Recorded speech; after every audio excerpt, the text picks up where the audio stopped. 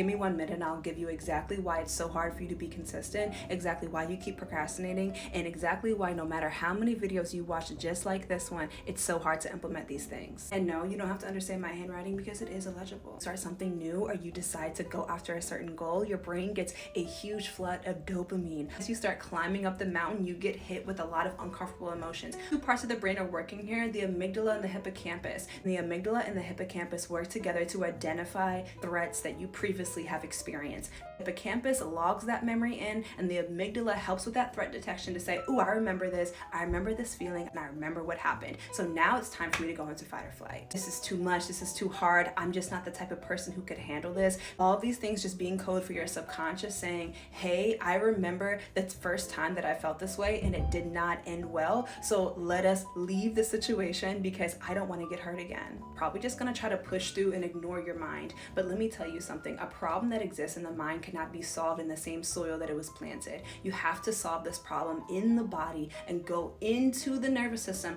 to actually rewire the response to the environment that's reflecting that traumatic memory. If you just push and push and push and try to ignore your mind, ultimately when you fall short, the thing doesn't turn out the way that you wanted it to, your mind is just gonna see that as further evidence that you're right. You can't do it, or something bad always happens when you try too hard. Option 2 is stepping into devotion. Up into the nervous system, increasing vagal tone, activating the parasympathetic nervous system to be able to shift into rest and digest and out of fight or flight. But this is a thing here that I want you to understand.